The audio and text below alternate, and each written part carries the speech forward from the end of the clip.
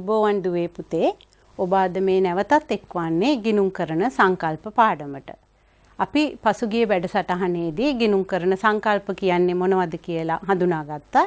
ඒ වගේම ගිණුම් කරන සංකල්ප කීපයක් ආවරණය කළා. අපි අද ඉගෙන ගනිමු තවත් ගිණුම් කරන සංකල්ප කිහිපයක්. ඊට පෙර මම ගිණුම් කරන සංකල්ප කියන්නේ මොනවද කියලා නැවත වතාවක් ඔබට මතක් කරන්නම්. ගිණුම් කරන සංකල්ප කියලා අපි හඳුනාගත්තේ මූල්‍ය ප්‍රකාශන මූලිකාංග මැනීමේදී හා හඳුනා ගැනීමේදී සහ මැනීමේදී යොදා ගන්නු ලබන පොදුවේ පිළිගත් මූලධර්ම. මූල්‍ය ප්‍රකාශන මූලිකාංග හඳුනා ගැනීමේදී සහ මැනීමේදී යොදා ගන්නු ලබන පොදුවේ පිළිගත් මූලධර්ම ගිණුම් කරන සංකල්ප වශයෙන් අපි හඳුනා ගත්තා. ඒකම අපි මේ වගේ මූලධර්ම කීපයක් සාකච්ඡා කළා. ඒකක සංකල්පය, අඛණ්ඩ පැවැත්ම සංකල්පය, කාලච්ඡේද සංකල්පය, උපචිත සංකල්පය හා උපලබ්ධි සංකල්පය. අපි අද ප්‍රථම වතාවට ඉගෙන ගන්න යන්නේ අලුත් සංකල්පය 5-4 නිපුණතා මට්ටම යටතේ මූල්‍ය මිනුම් සංකල්පය. අපි අපේ පාඩමේ ප්‍රධාන මාතෘකාව නැවතත් තිරේ දිස් වෙනවා. ඔබට දැක ගන්න පුළුවන්. මූල්‍ය ගිණුම්කරණයේ පදනම විශ්ලේෂණය කරමින් ගිණුම් කරන සංකල්ප භාවිතයට යොදා ගනී. අපි සාකච්ඡා කළා මේ ගිණුම් කරන සංකල්ප සියල්ලක් යොදා ගනු ලබන්නේ මූල්‍ය ගිණුම්කරණයේ බව. ඒ අනුව මේ ගිණුම් කරන සංකල්ප සියල්ලම මූල්‍ය ගිණුම්කරණයේ පදනම ලෙස සලකනු ලබනවා. අද මාතෘකාව නිපුණතා මට්ටම 5-4 යටතේ මූල්‍ය මිනුම් සංකල්පය. තිරේ දක්වා තියෙනවා ඉගෙනුම්ඵල දෙකක්. මේ සංකල්ප ඉගෙන ගත්තාම ඔබට මූල්‍ය මිනුම් සංකල්පය හා එහි අදාළත්වය පැහැදිලි කරයි. ඒ වගේම මූල්‍ය මිනුම් සංකල්පයේ බලපෑම මූල්‍ය ප්‍රකාශන වලින් නිරූපණය වන බව පෙන්වීමේ හැකියාව ලැබිය යුතුයි. මූල්‍ය මිනුම් සංකල්පය පැහැදිලි කිරීමේ හැකියාව ලැබිය යුතුයි. ඒ වගේම මූල්‍ය ගිණුම්කරණයේදී මේ සංකල්පය කොහොමද අදාළ වන්නේ කියලා ඔබට පැහැදිලි කිරීමේ හැකියාව ලැබිය යුතුයි. ඒ වගේම දෙවන කරුණේ දක්වා ඇති පරිදි මේ මූල්‍ය මිනුම් සංකල්පයේ බලපෑම කොහොමද මූල්‍ය ප්‍රකාශන වලින් නිරූපණය වන්නේ කියලා උදාහරණ සහිතව ඔබට හොඳ ගෙනහැර දැක්වීමේ අවබෝධයක් ලැබිය යුතුයි. අපි පළමුව මේ සංකල්පය හඳුනා ගනිමු. ඊට පස්සේ එය යෙදෙන ආකාරය සාකච්ඡා කරමු. මූල්‍ය මිනුම් සංකල්පයේ හැඳින්වීම. අපි මේ සංකල්පයට ඉංග්‍රීසියෙන් කියනවා money measurement concept. අපි බලමු මේ සංකල්පය කොහොමද හඳුන්වන්නේ කියලා. ව්‍යාපාරයක සිදුවන ගනුදෙනු හා සිද්ධීන් අතරින් මුදලින් මැනිය හැකි ගනුදෙනු හා සිද්ධි පමණක් මූල්‍ය ප්‍රකාශනවල හඳුනා ගනී. මේ සංකල්පයට අනුව ව්‍යාපාරයක සිදුවෙන ගනුදෙනු හා සිද්ධීන් අතුරින් මුදලින් මැනිය හැකි ගනුදෙනු හා සිද්ධි පමණක් මූල්‍ය ප්‍රකාශනවල හඳුනා ගන්නා බව මෙම සංකල්පයෙන් දැක්වේ. ඒ කියන්නේ මූල්‍ය ප්‍රකාශනවල අපිට හඳුනාගත හැක්කේ මොන ගනුදෙනු හා සිද්ධීන්ද? ව්‍යාපාරයක සිදුවෙන මේ ගනුදෙනු හා සිද්ධීන් වලින් මුදලින් මැනිය හැකි ගනුදෙනු හා සිද්ධීන් පමණයි. අපි තවදුරටත් බලමු මේ සංකල්පයේ මොනවද ප්‍රධාන කරුණු කියලා ඔබ දත යුතු. මෙම ගනුදෙනු අදාළ රටේ මුදල් ඒකකයෙන් මැන මූල්‍ය ප්‍රකාශනවල ඇතුළත් කරයි. දැන් ව්‍යාපාරයක සිදුවෙන ගනුදෙනු වලින් මුදලින් මැනිය හැකි ගනුදෙනු හා සිද්ධීන් පමණක් මූල්‍ය මිනුම් සංකල්පයට අනුව මූල්‍ය ප්‍රකාශනවල ඇතුළත් කරනවා. එතකොට ඊළඟට තියෙන ගැටලුව තමයි මොන මුදල් ඒකකයේද භාවිතා කරන්නේ. අදාළ මුදල් ඒකකය වන්නේ අදාළ රටේ මුදල් ඒකකයෙන් මැන මූල්‍ය ප්‍රකාශන වලට අතුලත් කළ යුතුයි.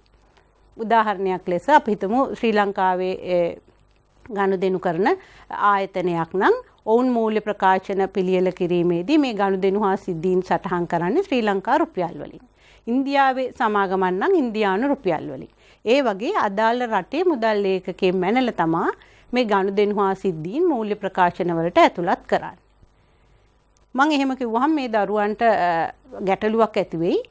දේශීය ව්‍යාපාර ආයතන ආනයන අපනයන කටයුතු වල යෙදෙනවා. ඒ වගේ අවස්ථාවක විදේශ මුදල් භාවිතා වෙනවා. එතකොට කොහොමද මේ ගනුදෙනු අදාළ රටේ මුදල් ඒකකයෙන් ඉදිරිපත් කරන්න කියලා. ඔව් ඒ අවස්ථාවේදීත් ඒ විදේශීය මුදල් දේශීය මුදලේ අගයට පරිවර්තනය කරලා තමා ව්‍යාපාර ආයතනයේ මූල්‍ය ප්‍රකාශනවල ඇතුළත් කරනු ලබන්නේ.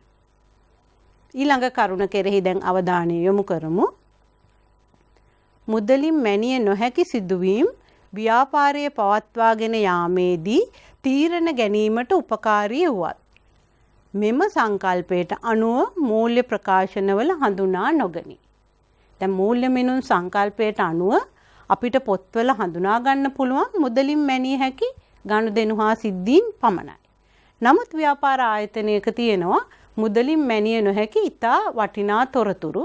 ඒවට මේ මූල්‍ය මිනුම් සංකල්පය යටතේ මූල්‍ය ප්‍රකාශනවල හඳුනා ගැනීමේ අවස්ථාව ලැබෙන්නේ නැහැ.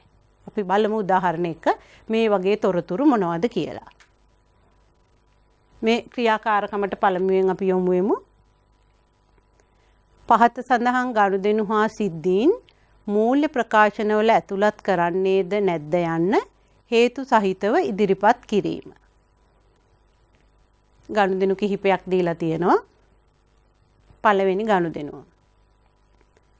අයිතිකරු ව්‍යාපාරයට රුපියල් මිලියනයක් වටිනා මෝටර් රථයක් යෙදීම. ඊළඟ ගනුදෙනුව ව්‍යාපාරයේ විකුණුම් ආදායම රුපියල් 6,50,000යි. ඊළඟ ගනුදෙනුව ව්‍යාපාර පරිසරය සිත් ගන්නා ආකාරයට සකස් කර ඇත. දැන් තව ගනුදෙනු කිහිපයක් ඔබට තිරේ දැක ගන්න පුළුවන්. මේ ගනුදෙනු කියවනකොට බලන්න මේ මූල්‍ය මිනුම් සංකල්පයට අනුව මේ ගනුදෙනු හා සිද්ධීන් අපේ ව්‍යාපාර ආයතන විසින් සකස් කරන මූල්‍ය ප්‍රකාශනවල හඳුනාගත හැකිද නැද්ද කියලා. තිරේ ඔබට ඊළඟ උදාහරණ ටිකක් දැකගත හැකි.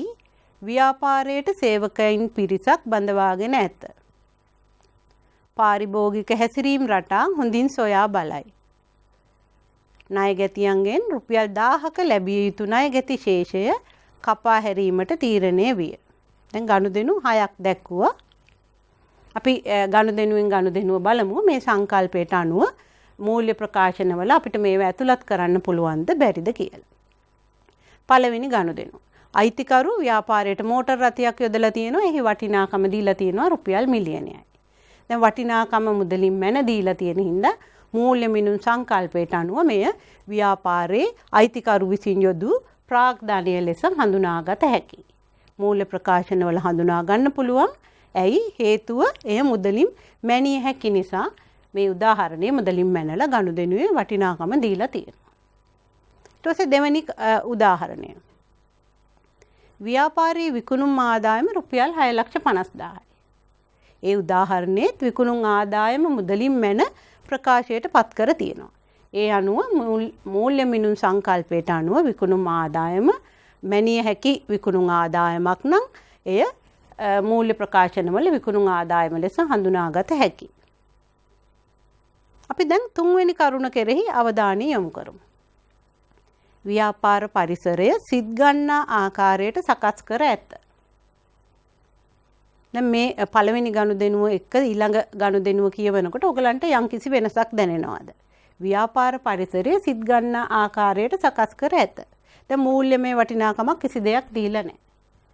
දැන් මේ ගනුදෙනුව මම කලින් සඳහන් කළ ආකාරයට මුදලින් මැනිය නොහැකි සිද්ධියක්. එහෙම නැත්නම් ගනුදෙනුවක් විදිහට අපිට සලකන්න පුළුවන්. අපි හිතමු විශේෂයෙන් සංචාරක ක්ෂේත්‍රයේ නියුතු වෙන ආයතනයක් නම් ඔවුන්ගේ නිවාඩු නිකේතනයේ ආශ්‍රිත ප්‍රදේශය ඉතා සිත් ගන්නා ආකාරයට සකස් කර තිබීම ඔවුන්ට අලවිය වර්ධනය කර ගැනීම සඳහා අලවි ප්‍රවර්ධන කටයුතු සඳහා ඉතා අත්‍යවශ්‍ය කටයුත්තක්.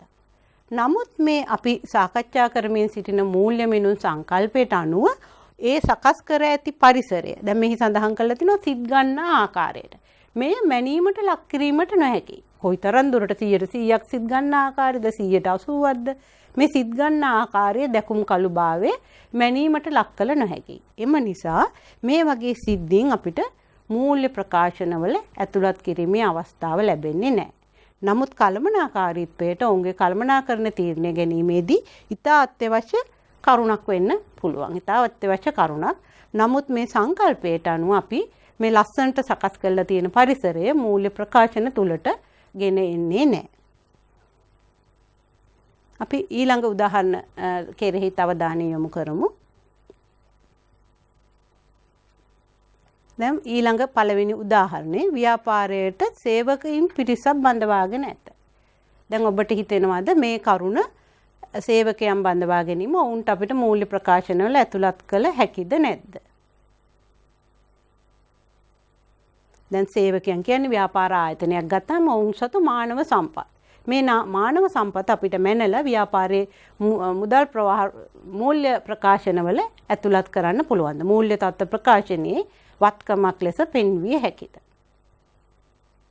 නැවත වතාවක් මූල්‍ය මිනුම් සංකල්පයට අනුව මේ සේවකයන්ගේ වටිනාකම අපිට මැනිය නොහැකි.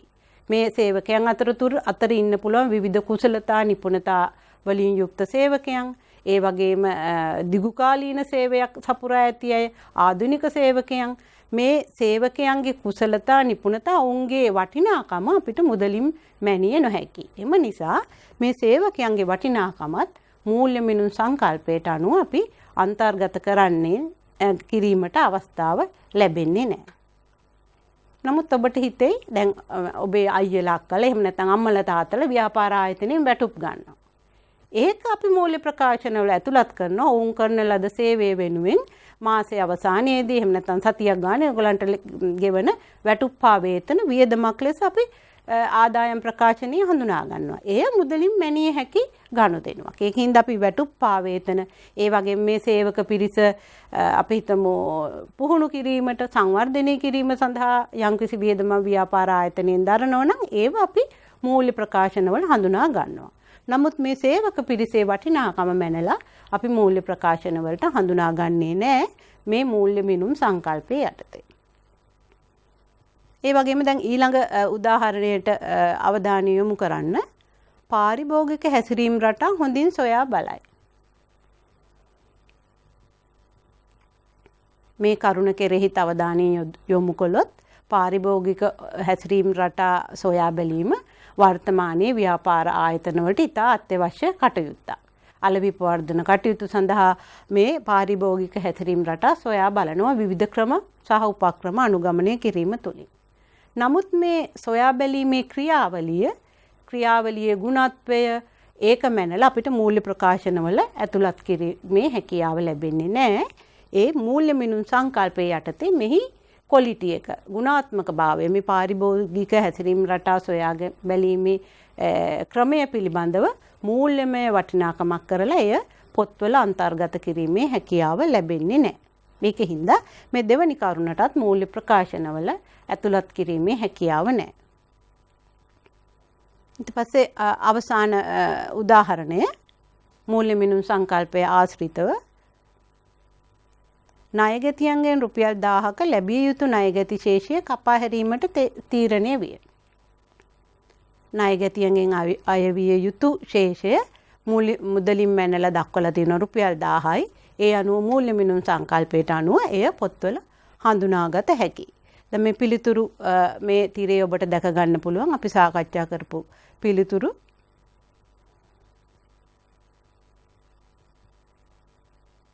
පළවෙනි ගනුදෙනු අපි ඇතුළත් කරනවා. විකුණුම් ආදායමත් හඳුනා ගන්නවා.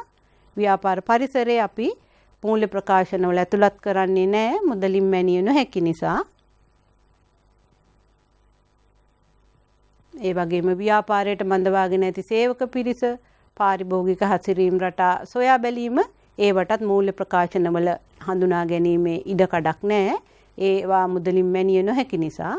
නමුත් ණයගැතියන්ගෙන් ලැබිය යුතු ශේෂය කපා හැරීම අපි මූල්‍ය ප්‍රකාශනවල ඇතුළත් කරනවා. දැන් ඔබට තිරේ දිස් වෙනවා පසුගිය 2017 ප්‍රශ්න පත්‍රයේ දෙවෙනි ප්‍රශ්නය බලන්න අපි සාකච්ඡා කරපු උදාහරණයට ආසන්න උදාහරණයක්. බලන්න ඔබට මූල්‍ය මිනුම් සංකල්පයේ එහි පිළිතුර වශයෙන් හඳුනාගත හැකිද කියා.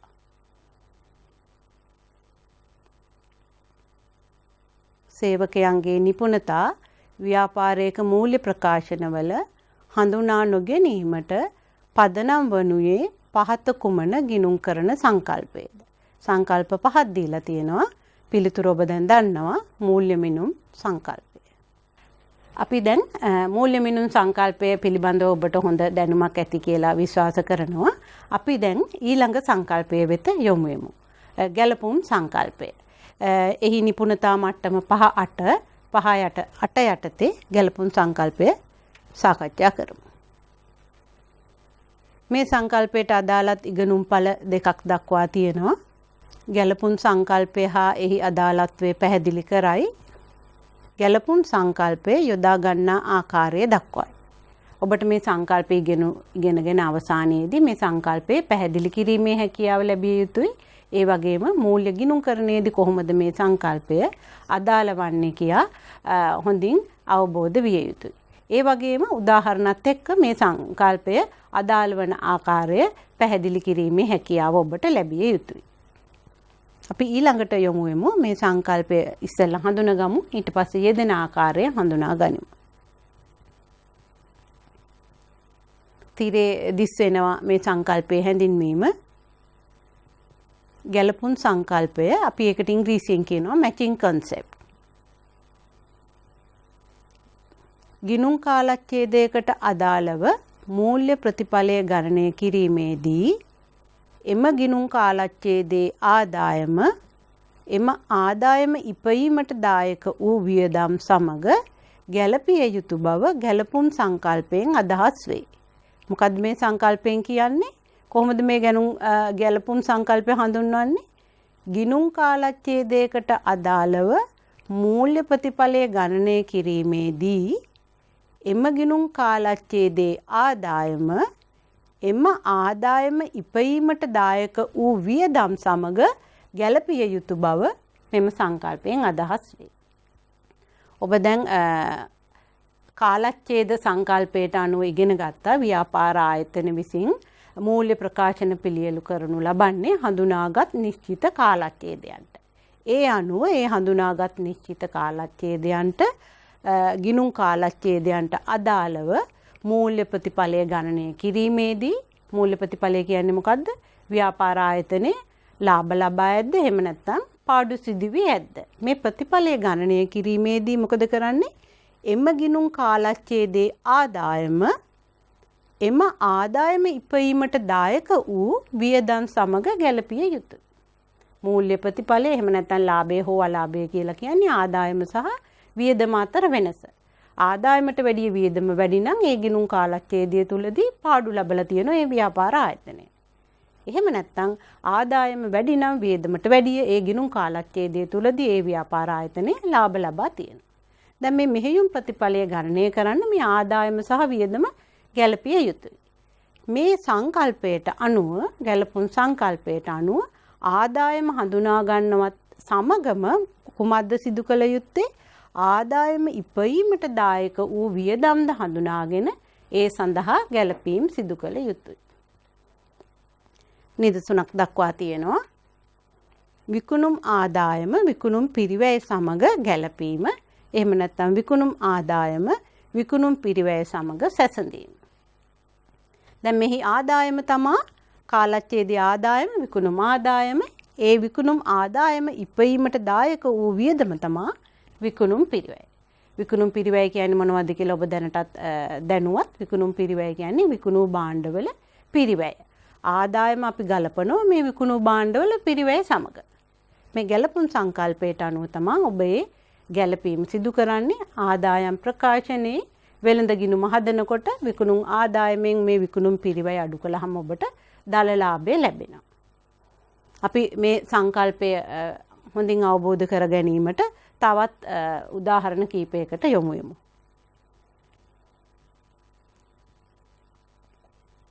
නිදසුන් කිහිපයක් ඔබට තිරේ දැක ගන්න පුළුවන්. පළවෙනි නිදසුන. අවසාන තොගය ගැලපීම. අවසාන තොගය කියලා කියන්නේ ඔබ දන්නවා කාලච්ඡේදයේ අවසානයේදී විකිණී නොමැතිව ඉතිරි වී ඇති බඩු තොගය. ඒ සඳහා අපි ගැලපුම් සංකල්පයට අනුව දිත්ත සටහන් භාවිතා කර ගැළපිලි සටහනක් දානවා කාලච්ඡේදයේ අවසානයේදී. ඒ අනුව තොග ගිණුම හර කරලා වෙළඳ ගිණුම බැර කරනවා. ඇයි අපි තොග ගිණුම හර කරන්නේ? තොග ගිණුම කියන්නේ වත්කම් ගිණුමක්. අවසාන තොගේ කාලච්ඡේදයේ අවසානයේදී විකිණී නොමැති තොග ප්‍රමාණය තොග කියලා වත්කම් ගිණුමක් ඇති කරලා ඒක ජංගම වත්කම් යටතේ අපි මූල්‍ය තත්ත්ව ප්‍රකාශනයේ පෙන්눔 කරනවා. ඒ ප්‍රමාණය අපි වෙළඳ ගිණුම බැර කරනවා ආදායම් ප්‍රකාශනයේ විකුණුම් පිරිවැය නිවැරදිව ගණනය කිරීම සඳහා. බැර කරනවා වෙනුවට ආදායම් ප්‍රකාශනය හදනකොට හර පැත්තෙන් අපි මේ අවසාන තොගේ අඩු කර පෙන්නනවා. මේ ගැළපීම් සටහන ඇයි අපි දාන්නේ මේ ගැළපුම් සංකල්පයට අනුව? කාලච්ඡේදය තුල මිලදීගත් සියලුම භාණ්ඩ තොග විකිණිලා නැත්නම් ඒ මුළු වියදම කාලච්ඡේදයේ වියදමක් ලෙස සැලකිල්ලට භාජනය කරන්නේ නැහැ. විකිණී නොමැති භාණ්ඩ තොගේ වටිනාකම අපි තොගයක් ලෙස අවසාන තොගය ලෙස එහෙම නැත්නම් වත්කමක් ලෙස මූල්‍ය ප්‍රකාශනවල ඉදිරියට ගෙන යනවා. මේ ගැළපුම් සංකල්පයේ යටතේ එන තව උදාහරණයක් තමයි දෙවෙනි සටහනෙන් දාලා තියෙන්නේ. ප්‍රතිපාදනයන් කිරීම. ප්‍රතිපාදනය මොනවද? ප්‍රතිපාදනයන් කියන්නේ මේ ප්‍රතිපාදනයන් කිව්වහම මේ ප්‍රතිපාදනයන්ට සම්බන්ධ ගිණුම් කරන ප්‍රමිතය ඔබ ඉදිරියේදී දැනුවත් වෙයි. මේ ප්‍රමිතයට අනුව අපි උදාහරණයක් සඳහන් කළොත් අපි හිතමු ව්‍යාපාර ආයතනයේ සේවකයෙක් ව්‍යාපාරයේ ආයතනයෙන් සේවයෙන් පහ කරපු සේවකයෙක් ව්‍යාපාරයට එරෙහිව නඩු පවරලා තියෙනවා. ඒ සඳහා වන්දි ගෙවීමක් සිදු කිරීමට සිදු වෙනවා මේ ව්‍යාපාර ආයතනයට. දැන් මේ ගැළපුම් සංකල්පයට අනුව ඒ නඩුව සඳහා වන්දි වශයෙන් ගෙවීමට සිදුවන මුදල කාලච්ඡේදයේ වියදමක් ලෙස හඳුනාගෙන ඒ සඳහා ප්‍රතිපාදනයන් සිදු කළ යුතුයි.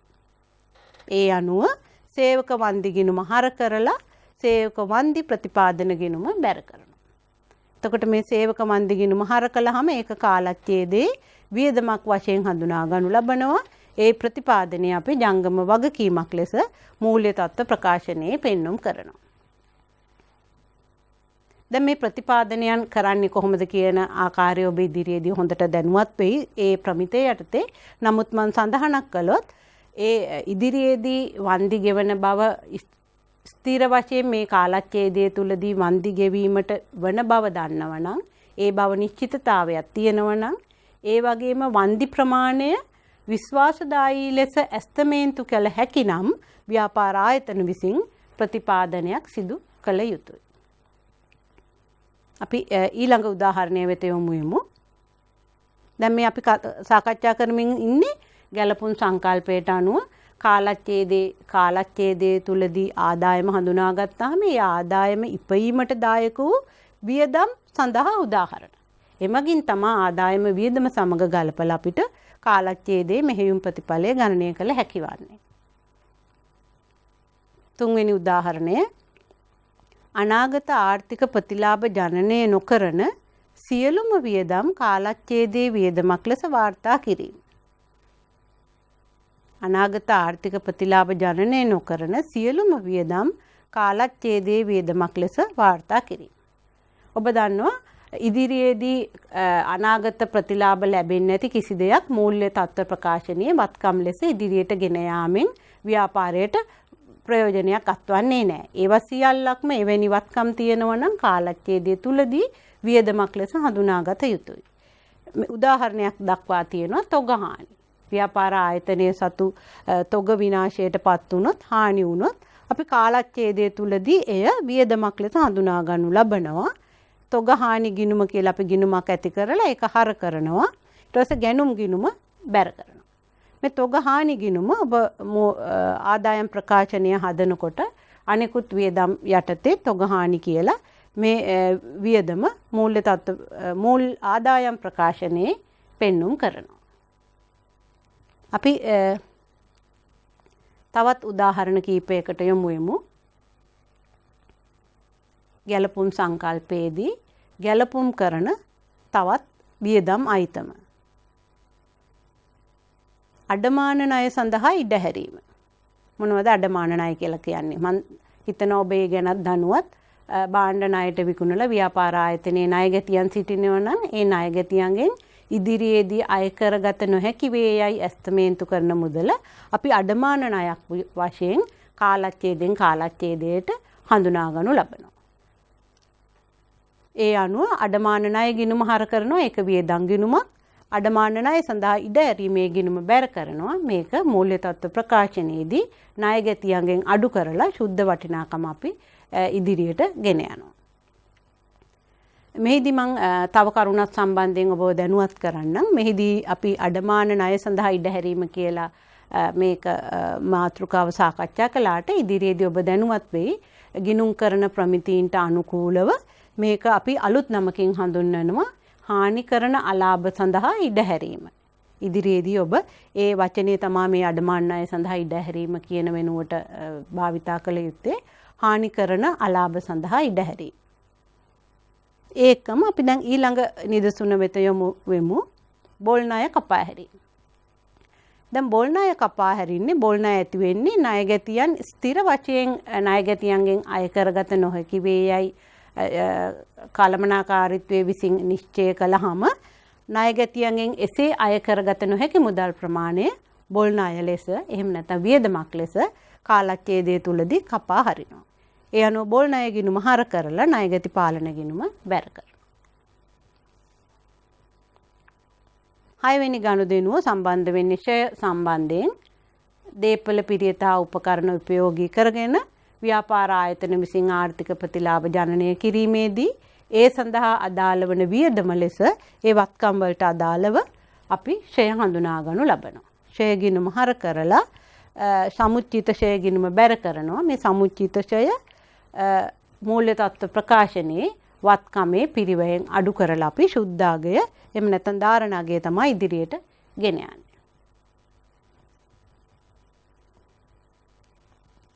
මේ ගැලපුම් සංකල්පය කිව්වහම ඉතා වැදගත් සංකල්පයක්. මොකද ඔබට ඉදිරියේදී ගණන් හදනකොට කේවල ස්වාමී ව්‍යාපාර, හවුල් ව්‍යාපාර, සමාගම් වල ගණන් හදනකොට ගැටළු විදිහට ඉදිරියේදී හම්බ වෙන්නේ මේ ගැලපුම් සංකල්පයේ අදාළ ගැළපිලි.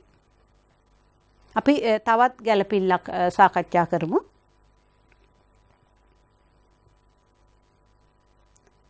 කුමාරගේ ව්‍යාපාරයේ 19.3.31 දිනට තොගේ පිරිවැය රුපියල් 1,60,000කි. එදිනට තොගයේ ශුද්ධ උපලබ්ධි අගය රුපියල් 1,30,000ක් නම් අදාළ ගැලපුම් සටහන ලියා දක්වන්න. කාලච්ඡේදයේ අවසාන දිනට තොගේ පිරිවැය 1,60,000යි. එදිනට තොගේ ශුද්ධ උපලබ්ධි අගය දක්වා තියෙන 1,30,000යි කියලා. ශුද්ධ උපලබ්ධි අගය කියන්නේ මොකක්ද කියලා අපි බලමු. ශුද්ධ උපලබ්ධි අගය කියන්නේ කාලච්ඡේදයේ අවසානයේදී ඇති බඩු තොග සාමාන්‍ය වෙළඳ ව්‍යාපාර කටයුතු වලදී විකිණිය හැකියයි අපේක්ෂිත මුදලෙන් ඒ බඩු තොග විකිණීම සඳහා දැරීමට සිදු වෙනවා කියලා අපේක්ෂිත මුදල අඩු කළාම එහෙම නැත්නම් විකුණුම් වියදම් අඩු කරලා ඒ වගේම මේ තොග තවදුරටත් විකිණීමට පෙර සංවර්ධනය කරන්න ඕන නම් ඒ සඳහා දැරිය යුතු වියදමත් අඩු කරයින් පස්සේ ලැබෙන අගය තමයි ශුද්ධ උපලබ්ධි අගය කියලා හඳුන්වන්නේ. ඒ කියන්නේ ඒ තොග අලෙවි කරලා ව්‍යාපාරයට ලැබෙන ශුද්ධ අගය. දැන් මේ උදාහරණයට අනුව තොගේ අගය පිරිවැය ලෙස හඳුන්වලා තියෙනවා 1,60,000යි. නමුත් මේ ශුද්ධ උපලබ්ධි අගය ඊට අඩු අගයක් දක්වා තියෙන්නේ 1,30,000. මේ ශුද්ධ උපලබ්ධි අගය පිළිබඳව තොගේ පිරිවැය ගණනය කිරීම පිළිබඳව ඔබ නැවතත් තොග ප්‍රමිතයේ යටතේ 13 වසරේදී ඉගෙන ගන්නවා. අපි මේ ගැලපුම් සංකල්පයට අනුව මේක ගැලපිල්ලක් වන්නේ කොහොමද කියලා සාකච්ඡා කරමු. දැන් මෙහි තොගේ පිරිවැය ශුද්ධ උපලබ්ධි අගයට වඩා වැඩි අවස්ථාවක ඒ ගිණුම් කරන ප්‍රමිතයට අනුව අපිට පිරිවැය ශුද්ධ උපලබ්ධි අගය දක්වා අඩු කිරීමට සිදු වෙනවා. ඒ කියන්නේ අපිට තොග කපා හැරීමක් මෙහි පිරිවැය කපා හැරීමක් සිදු කරන්න සිද්ධ වෙනවා රුපියල් 30,000කින්. අපි බලමු ඒ සටහන කොහොමද දාන්නේ කියලා. අපි පළමුව මේ අවසාන තොගය මේ එහි සඳහන් වූ පිරිවැය 1,60,000 හඳුනා ගනිමු. කොහොමද ගිණුම් ගත කරන්න කියලා. තොග ගිණුම හර කරනවා 1,60,000යි වෙළඳ ගිණුම බැර කරනවා. අපි තොගේ පිරිවැය පළමුවෙන්ම සටහන් කරනවා. ඊට පස්සේ දැන් මේ තොග ගිණුම 1,60,000 නෙමේ ඒකේ වටිනාකම ශුද්ධ උපලබ්ධි අගය 1,30,000යි. ඒ අනුව එහි අගය 1,30,000 දක්වා කපා හැරිය යුතුයි. ඒ අනුව අපි 30,000කින් මේ තොග ගිණුමේ අගය අඩු කරන්න සිදු වෙනවා. මේ ගිණුම හරින්ද අපි තොග ගිණුම බැර කරනවා 30,000කින්. එතකොට තොග ගිණුමේ වටිනාකම 1,30,000 වශයෙන් තමයි අපි මූල්‍ය තත්ත්ව ප්‍රකාශනයේ ජංගම වත්කම් යටතේ තොගේ වටිනාකම පෙන්වන්නේ. ඊට පස්සේ අපි ඒ කපා හරපු ප්‍රමාණය වියදමක් ලෙස තොග කපා හැරීමේ ගිණුම කියලා 30,000ක් හර කරනවා. මේක ආදායම් ප්‍රකාශනය තුල වෙනත් වියදම් යටතේ 30,000 වියදමක් ලෙස හඳුනා ගන්නවා. ඒ වගේම අපි බැර සටහන දානවා වෙළඳ ගිණුම බැර කරනවා 1,60,000ක්. ඇයි කාලච්ඡේදය තුල මිලදුයි ගැනීම සටහන් කරලා තියෙන ඔක්කොම පිරිවැයට. ඒ විකුණුම් පිරිවැය නිවැරදිව ගණනය කිරීම සඳහා අපි වෙළඳ ගිණුම පිරිවැය වටිනාකමට 1,60,000 බැර කරනවා. අපි ගැලපුම් සංකල්පයට අදාළව තව සටහනකට යමු. ඡය සම්බන්ධව. වත්කම් කිහිපයක් දක්වලා තියෙනවා. ඒ වත්කම් සම්බන්ධව ඡය කිරීම. දැන් වත්කමේ පිරිවැය දීලා තියෙනවා. ඡය අනුපාතය දීලා තියෙනවා. කාලච්ඡේදයේ අවසාන දිනට වටිනාකම දීලා තියෙනවා. දැන් මේ ගැලපුම් සංකල්පයට අනුව ඔබට මේ වත්කම් වලට අදාළව ඡය හඳුනාගත යුතුයි. අපි බලමු ගොඩනැගිල්ලට ඡය හඳුනා ගන්න ආකාරය. පිරිවැය වටිනාකම 5,00,000යි කියලා දීලා තියෙනවා. ඡය අනුපාතය 100%යි. 5,00,000ට 110%යි. එතකොට කාලච්ඡේදයේ තුල ඡය ප්‍රමාණය 50,000යි. කාලච්ඡේදයේ තුල වාර්ෂික ෂෙයාර් ප්‍රමාණය 50,000යි. දැනට පොත්වල ලක්ෂයක ප්‍රමාණයක් ඡය වශයෙන් හඳුනාගෙන තියෙනවා. සමුචිත ඡය වශයෙන් කාලච්ඡේදයේ තුල ඡය කරන ප්‍රමාණයත් එකතු කළාම කාලච්ඡේදයේ අවසානයේදී සමුචිත ඡය ප්‍රමාණය 1,50,000යි. ඒ අනුව කාලච්ඡේදයේ අවසානයේදී අපි පොත්වල පෙන්වන අගය වන්නේ පිරිවැය අඩු කිරීම සමුචිත ඡය. පිරිවැය 5,00,000යි සමුචිත ඡය ප්‍රමාණය 1,50,000 අඩු කළාම කාලච්ඡේදයේ අවසානයේ මේ වත්කමේ ධාරණ අගය 3,50,000යි. දැන් මෙහි මට ඔයගලන්ට අවධානය යොමු කරන්න ඕන වෙන්නේ මේ වත්කමට අදාළව සිදු කාලච්ඡේදය තුලදී සිදු කරන ඡය සම්බන්ධව. මේ වත්කම පරිභෝජනය කරනවා ව්‍යාපාරයේ ආර්ථික කටයුතු පවත්වාගෙන යාමට ඒ සඳහා අදාළ ඡය විදිහට අදාළ වියදමක් විදිහට ඡය හඳුනාගෙන අපි ඡය ගිණුම හර කරලා සමුචිත ඡය ගිණුම බැර කරනවා. ඒ ආකාරයට ඔබට අනිත් වත්කම් වලත් ඡය ගණනය කරන්න පුළුවන්. රත වාහන 140යි. එතකොට 2,00,000 වැඩි කිරීම 140 ඡය ප්‍රමාණය මේ කාලච්ඡේදය තුල අදාළ වන ඡය ප්‍රමාණය 80,000යි. පරිගණක 1,60,000යි. 125ක් කාලච්ඡේදයේ ඡය. එතකොට 1,60,000න් 125යි. පරිගණකයට අදාළව වාර්ෂික ඡය ප්‍රමාණය 40,000යි. ඒ වත්කම සම්බන්ධයෙන් ඡය ගිණුම හර කරලා සමුත්තිත ඡය ගිණුම බැර කරනවා. යන්ත්‍රයට අදාළව වාර්ෂික ඡය ප්‍රමාණය 16,000යි. 80,000 වැඩි කිරීම 120. වත්කමේ සමුච්චිත ඡය 24,000යි. 24,000ට 16,000 එකතු කළාම කාලච්ඡේදයේ අවසානයේදී සමුච්චිත ඡය 40,000. මේ ගැළපිලි ඡය සම්බන්ධව ගැළපිලිත් ඔබ අදාළ දේපල පිරියතා උපකරණ ප්‍රමිතයේ යටතේ සාකච්ඡා කරයි. මේ ඡය ප්‍රතිශතය මෙහිදී ඡය කළේ අපි සරල මාර්ග ක්‍රමය අනුව ඡය කිරීමේ ක්‍රම ගැන ඔබ වැඩි දුරට ඉදිරියේදී සාකච්ඡා කරයි.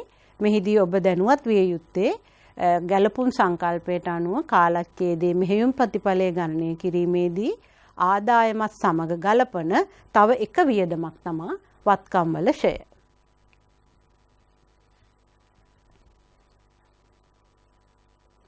මේ ගැළපුම් සංකල්පයට සම්බන්ධ තව අවසාන උදාහරණයක් දක්වලා තියෙනවා තිරේ. රුපියල් 14,000ක පිරිවැය වූ තොගයක් හානි වූ අතර ඒ සඳහා රක්ෂණ ආයතනයක් 150ක් ලබා දීමට එකඟ වේ. අදාළ ගැළපුම් සටහන ලියා දැක්වීම හා එයින් ලාභයට වන බලපෑම දැක්වීම. දැන් මේ අපි කලින් සාකච්ඡා කළා වගේ දැන් මේ ක්‍රියාකාරකමේ දීලා තියෙනවා. තොගයක් තිබිලා තියෙනවා 14000ක්. ඒ තොගය හානි වෙලා තියෙනවා. දැන් තොගේ හානි වුණා නම් ගැලපුම් සංකල්පයට අනුව කාලච්ඡේදයේ තුලදී එය වියදමක් ලෙස හඳුනාගත යුතුයි. අපි තොග හානි ගිණුම කියලා වියදම් ගිණුමක් ඇති කරලා ඒක හර කරනවා. ගැනුම් ගිණුම බැර කරනවා පිරිවැයට. නමුත් මේ දී ඇති තොරතුරු අනුව රක්ෂණ ආයතනයකින් ඒ පාඩුවෙන් 50%ක් දෙනවා. 50% කියන්නේ 14000න් 50% කියන්නේ 7000ක් දෙනවා. එහෙනම් අපේ තොග හානිය අඩු වෙනවා 7000කින්. ඒ අනුව තොග හානි ගිණුම අපි බැර කරනවා. මේ රක්ෂණය ලැබිය යුතු රක්ෂණ වන්දියක් එය. එම නිසා අපි ඒ වත්කමක් ලෙස ලැබිය යුතු රක්ෂණ වන්දි ගිණුම හර කරනවා. ඒ අනුව කාලච්ඡේදයේ තුල අපි තොග හානිය කියලා සටහන් කරන්නේ 14000 නෙමෙයි 14000 හර කළා 7000 බැර කළා තොග හානිය වන්නේ රුපියල් 7000යි. රක්ෂණ ආයතනයෙන් 50% ලබා දෙනවා. ඒ අනුව ලාභය රුපියල් 14000කින් නෙමෙයි ලාභය 7000කින් අඩු වෙනවා. මේ ආදී ගැලපුම් රාශියක් ඔබට මම කලින් සඳහන් කළා වගේ ගණන් හදනකොට ඉදිරියේදී ඔබට සිදු කරන්න සිදු වෙනවා. මේ එතකොට මේ සංකල්පයෙන් ඔබට අවබෝධ කරගන්න ඕනේ මේ අපි ගැලපීම් සිදු කරන්නේ කාලච්ඡේදයේ තුලදී මූල්‍ය ප්‍රතිඵලය ගණනය කිරීමේදී ඒ ආදායමට අදාළව හඳුනා ගන්නා වියදම් වශයෙන් බව. අපි ඒ සංකල්පය සාකච්ඡා කරනවත් එක්කම දැන් අපි අලුත් සංකල්පයකට යොමු වෙමු. නිපුණතා මට්ටම 5-9 යටතේ ඓතිහාසික පිරිවැය සංකල්පය. මේ සංකල්පයට අදාළව ඉගෙනුම්ඵල 2-3ක් තිරේ දක්වා තියෙනවා. ඓතිහාසික පිරිවැය සංකල්පය හා එහි අදාළත්වය පැහැදිලි කරයි. ඓතිහාසික පිරිවැය සංකල්පයේ භාවිතයන් දක්වයි. ඓතිහාසික පිරිවැය සංකල්පයෙන් බැහැරවන අවස්ථා ඇති බව දක්වයි. අනිත් සංකල්ප වගේම මේ සංකල්ප පැහැදිලි කිරීමේ හැකියාව ලැබිය යුතුයි. ඓතිහාසික පිරිවැය සංකල්පයත් මූල්‍ය ගිණුම්කරණයේදී කොහොමද යොදාගන්නේ කියලා පැහැදිලි කිරීමේ හැකියාව ලැබිය යුතුයි.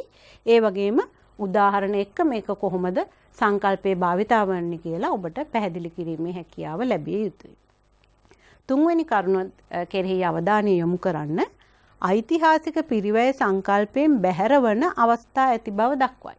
අපි මේ සංකල්ප සාකච්ඡා කළාට ඉන් බැහැරවන අවස්ථාත් ඇති බව දක්වයි. අපි ඒ මොනවද කියලා ඉදිරියේදී බලමු. පළමුව සංකල්පය හඳුනා ගනිමු. ඊට පස්සේ යෙදෙන ආකාරය පිළිබඳව අවධානය යොමු කරමු. ඓතිහාසික පිරිවැය සංකල්පය. අපි මේ සංකල්පයට ඉංග්‍රීසියෙන් කියනවා historical cost concept. ව්‍යාපාරයක් සතු වත්කම් ඒවා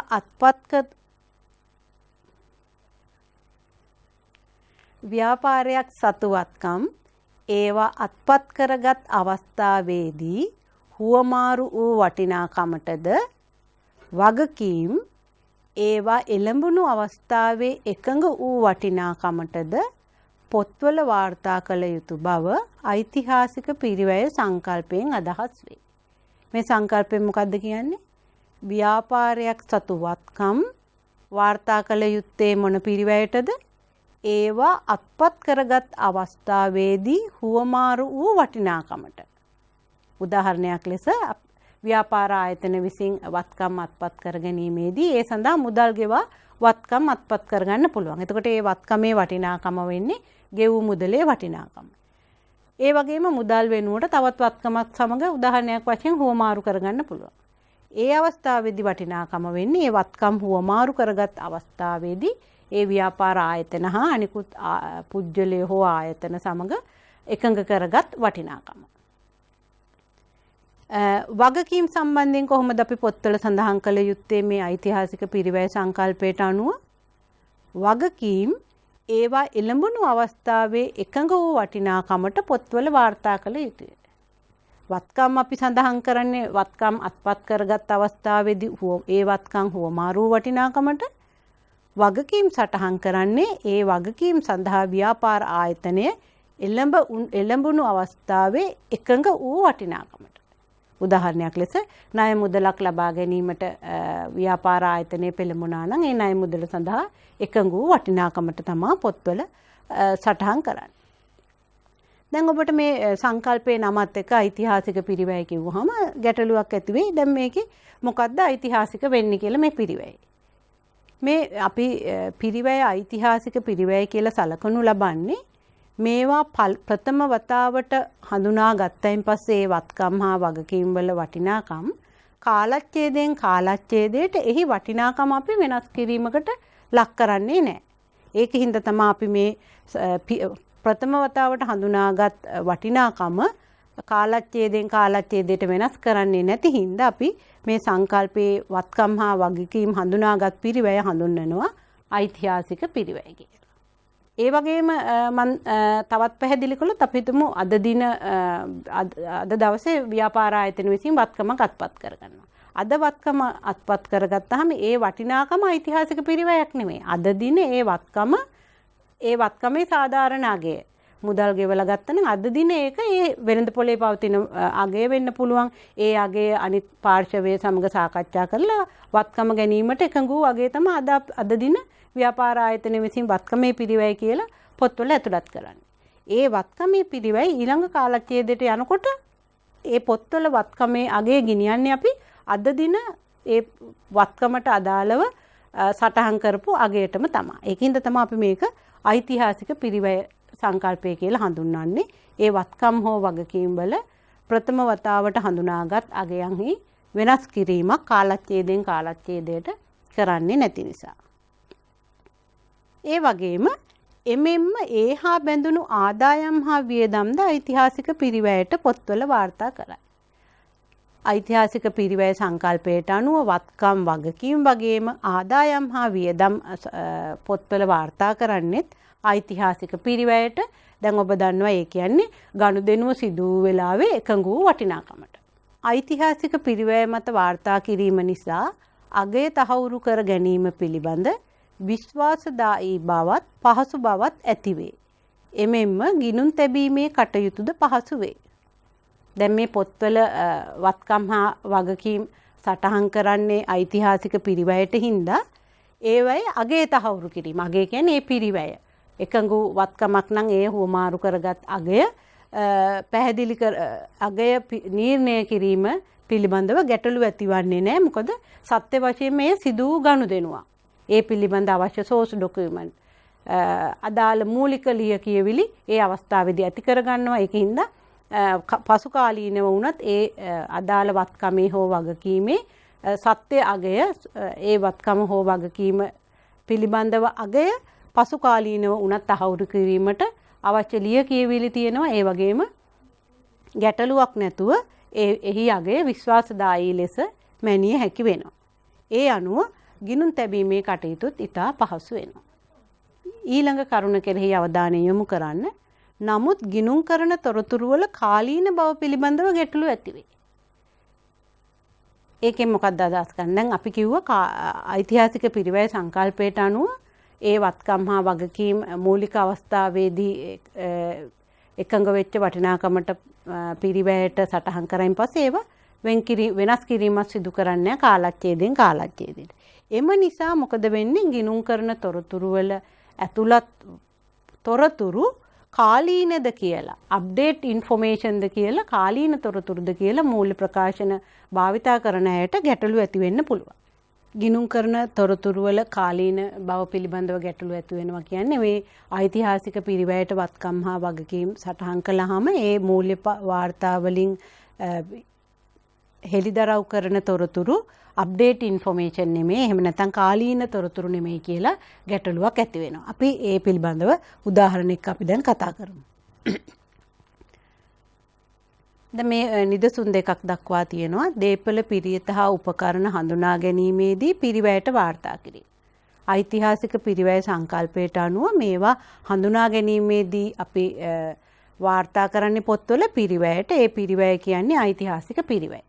මෙහි වරහන් ඇතුලේ දාලා තියෙන ප්‍රථම වතාවට ගිනුම් කරන සංකල්පයට අනුව මේ දීපල පිරියත හා උපකරණ ප්‍රථම වතාවට හඳුනා ගැනීමේදී පමණ පිරිවැයට වාර්තා කිරීමේ අවස්ථාව උදා කරලා තියෙනවා. අපි ඊළඟ නිදසුන සාකච්ඡා කරනකොට බලමු මේ කරුණ සම්බන්ධ වෙනවා මං කලින් සඳහන් කරපු ගිනුම් කරන තොරතුරු වල කාලීන බව පිළිබඳව ගැටලු ඇති වෙනවා කියලා කිව්වා. ඒකට විසඳුමක් වශයෙන් තමයි ප්‍රථම වතාවට හඳුනා ගැනීමේදී පමණක් පිරිවැයට වාර්තා කිරීමේ අවස්ථාව උදා කරලා තියෙනවා දේපල පිරියත හා උපකරණ ප්‍රමිතය යටතේ. ඒ වගේම දේපල පිරියත හා උපකරණ සම්බන්ධව පසුකාලීනව දරන ලද වියදම් පිරිවැයට වාර්තා කිරීම. මේ දේපල පිරියත හා උපකරණ සම්බන්ධව පසුකාලීනව තව මොනවා හරි අපි හිතමු වැඩි දියුණු කිරීම සිදු කරන්න ඕන නම් ප්‍රාග්ධනිත ස්වරූපයේ වියදම් කරනවා නම් අපි හිතමු දේපල පිරියත හා උපකරණ වල ජීව කාලය වැඩි වන අන්දමේ වියදමක් කරනවා. ඒ වගේ වියදම් කළාම ඒවා ප්‍රාග්ධනිත කළ හැකි වියදම්. ඒ වියදනුත් මේ දේපල පිරියත හා උපකරණ වල පිරිවැයට එකතු කරනවා. ඒවත් එකතු කරන්නේ වියදම් දරපු අවස්ථාවේ පිරිවැයට. ඒ වගේම මේ සම්බන්ධයෙන් නඩත්තු වියදම් මොනවා හරි කළා නම් ඒක ව්‍යාපාරී වියදමක් වෙනවා. ඒකත් අපි ආයි හඳුනා ගන්නු ලබන්නේ ඓතිහාසික පිරිවැයට. ඒ කියන්නේ ඒ වියදම දරපු අවස්ථාවේ වටිනාකමට. දැන් අපි සංකල්පයේ සාකච්ඡා කළා එකම මේ කාරණාව පිළිබඳව හොඳ අවධානයකින් බලන්න. ඓතිහාසික පිරිවැය සංකල්පයෙන් බැහැරවන අවස්ථා. අවස්ථා දෙකක් තියෙනවා. උදාහරණ ලෙස දේපල පිරියත හා උපකරණ ප්‍රත්‍යාගණන අගයට වාර්තා කිරීම.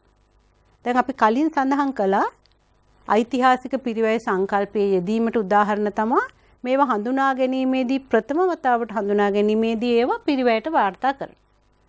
නමුත් මේ සංකල්පය සම්බන්ධව පවතින ගැටලුවක් තමයි ගිනුම් කරන තොරතුරු වල කාලීන බව පිළිබඳව ගැටලු ඇති වෙනවා. උදාහරණයක් ලෙස අපි හිතමු ව්‍යාපාර ආයතනයේ ගොඩනැගිල්ල අවුරුදු 20කට 30කට කලින් අරන් තියෙනවා. ඒ අරන් තියෙන මුදල අපි හිතමු රුපියල් ලක්ෂයකට අරන් තියෙනවා.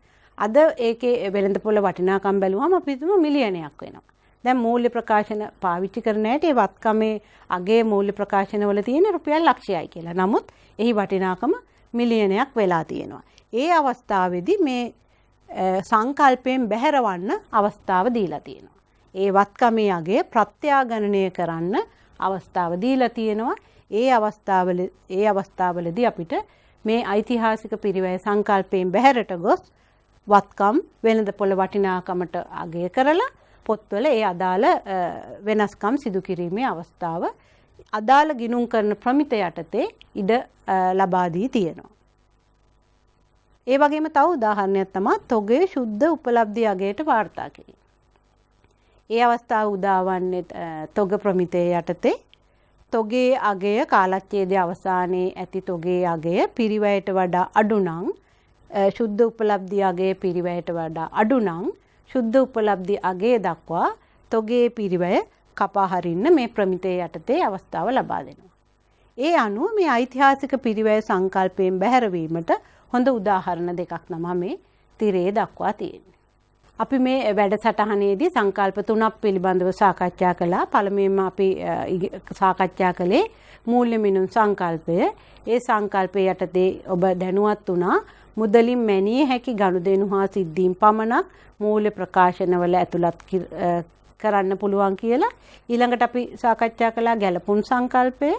ඒ ගැළපුම් සංකල්පයේදී ඔබ ඉගෙන ගත්ත කාලච්ඡේදයේ තුලදී එහි මෙහෙයුම් ප්‍රතිඵලය ගණනය කිරීමේදී ආදායම හඳුනා ගන්නවා කාලච්ඡේදයට අදාළ.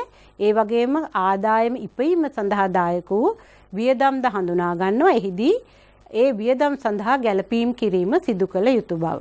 අපි ඒ අනුව ගැළපීම් ගොඩාක් විවිධ වර්ගයේ ගැළපීම් පිළිබඳව සාකච්ඡා කළා. ඒ වගේම අපි දැන් අන්තිමට සාකච්ඡා කළේ ඓතිහාසික පිරිවැය සංකල්පය. ඒ සංකල්පයට අනුව අපි සාකච්ඡා කළේ වත්කම් හා වගකීම් පොත්වල සඳහන් කරන්නේ ඒවා පළමුව ගනුදෙනුව ඇති වූ අවස්ථාවේ හුවමාරු වූ වටිනාකම එහෙම නැත්නම් වගකීමක් නම් ඒ වගකීම සඳහා එළඹුණු වටිනාකම බව. ඒ වගේම ආදායම් හා වියදම්නුත් ඒ ගනුදෙනුව සිදු වූ අවස්ථාවේ එකඟ වූ වටිනාකම එහෙම නැත්නම් මුදල් හුවමාරුවක් සිදු වුණා නම් ඒ වටිනාකමට සඳහන් කරන බව අපි මේ ඓතිහාසික පිරිවැය සංකල්පය යටතේ සාකච්ඡා කළා. ඒ වගේම මේ සංකල්පයෙන් බැහැර වෙන අවස්ථාත් තියෙනවා කියලා දැනුවත් වුණා. අපි මේ වැඩසටහනේදී සංකල්ප 3ක් පිළිබඳව දැනුවත් වුණා. ඊළඟ වැඩසටහනේදී අපි තවත් සංකල්ප කීපයක් පිළිබඳව දැනුවත් වෙමු. එතකම් මේ අපි කලින් වැඩසටහන් වල අධ්‍යයනය කරපු සංකල්පත් අද දින සාකච්ඡා කරපු සංකල්පත් හොඳින් අධ්‍යයනය කරන්න කියලා මේ දූ දරුවන්ගෙන් ඉල්ලා සිටිනවා. ආයිබෝන්.